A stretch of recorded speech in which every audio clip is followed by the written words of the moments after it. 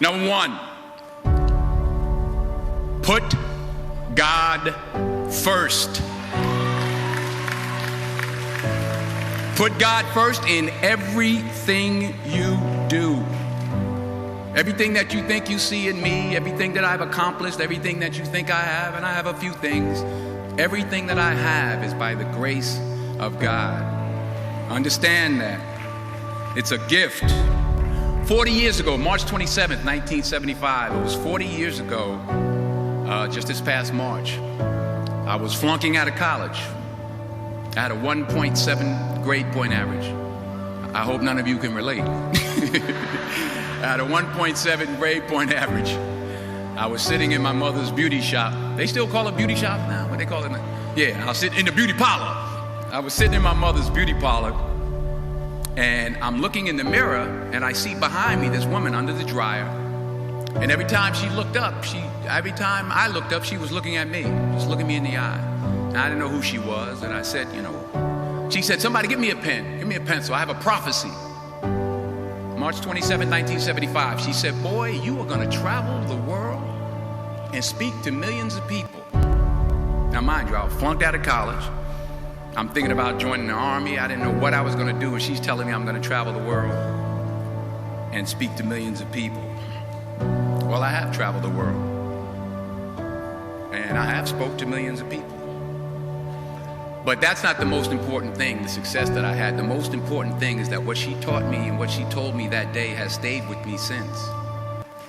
I've been protected, I've been directed, I've been corrected. I've kept God in my life, and has kept me humble. I didn't always stick with him, but he always stuck with me. So stick with him in everything you do.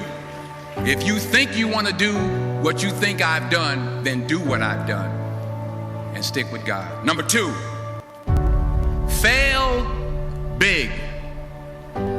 That's right. Fail big. Today's the beginning of the rest of your life, and it can be very frightening. It's a new world out there. It's a mean world out there, and you only live once. So do what you feel passionate about. Take chances professionally. Don't be afraid to fail. There's an old IQ test, was 9 dots, and you had to draw 5 lines with a pencil within these 9 dots without lifting the pencil. The only way to do it was to go outside the box. So don't be afraid to go outside the box. Don't be afraid to think outside the box. Don't be afraid to fail big, to dream big. But remember, dreams without goals are just dreams, and they ultimately fuel disappointment. So have dreams, but have goals. Life goals, yearly goals, monthly goals, daily goals. I try to give myself a goal every day. Sometimes it's just to not curse somebody out. Simple goals, but have goals.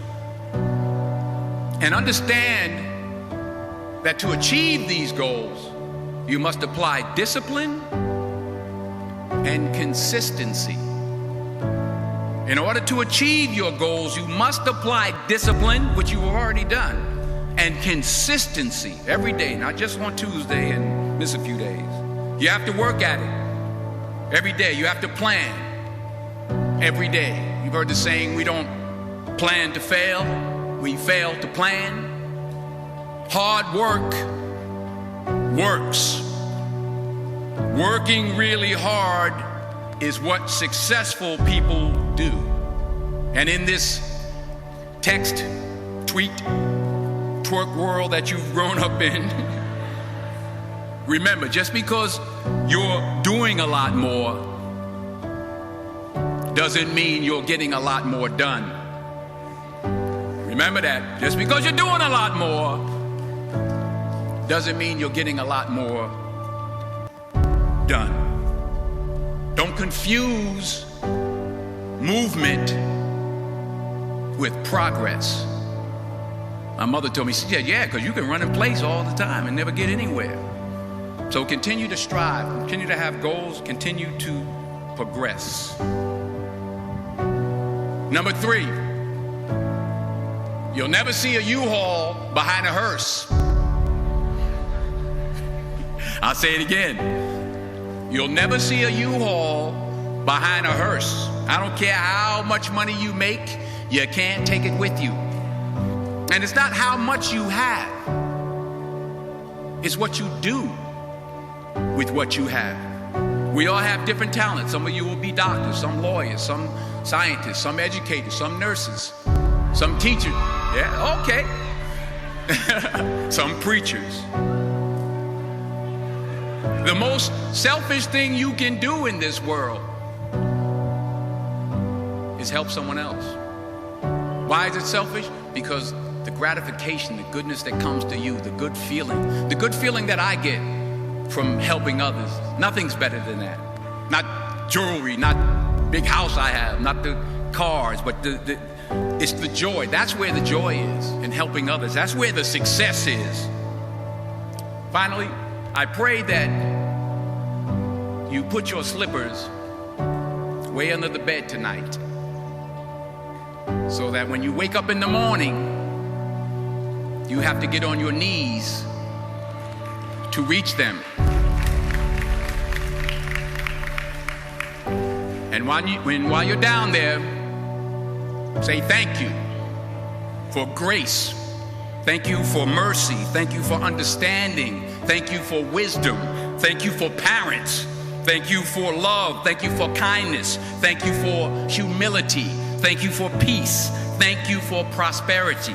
Say thank you in advance for what's already yours. That's how I live my life. That's why I am. One of the reasons why I am today. Say thank you in advance for what is already yours. True desire in the heart for anything good is God's proof to you, sent beforehand to indicate that it's yours already. I'll say it again. True desire in the heart, that itch that you have, whatever it is you want to do, that thing that you want to do to help others and to grow and to make money, that desire, that itch, that's God's proof to you, sent beforehand already to indicate that it's yours. And anything you want good, you can have. So claim it. Work hard to get it. When you get it, reach back. Pull someone else up.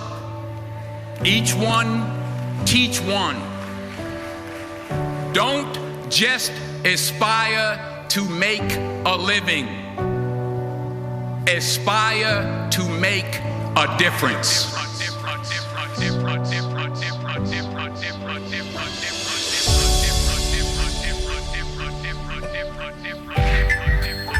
Psalm 22, verse 1. The earth is the Lord's, and the fullness thereof, the world and they that dwell therein.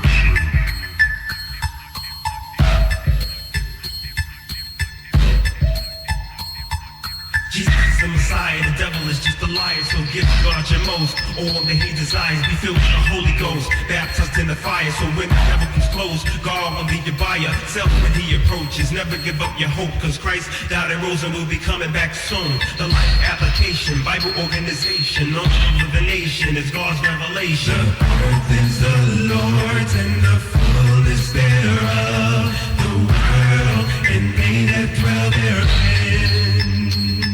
The earth is the Lord's and the fullness thereof, the world and they that dwell therein.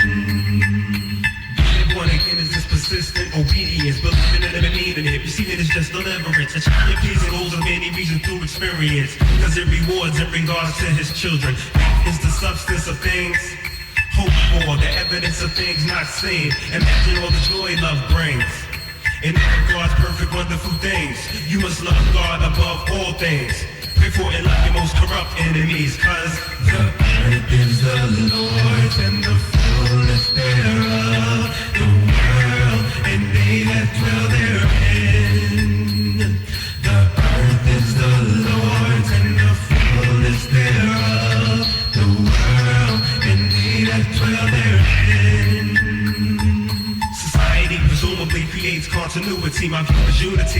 opportunity, soon to be negotiated in reality. Inequality, social psychology, cultural anthropology, new industries, technologies, pathologically follows me. And the earth is the Lord's and the fullness thereof, the world and they that dwell therein. The earth is the Lord's and the fullness thereof, the world and they that dwell therein. In the beginning, God said, let there be light, so then he called light day and called darkness night.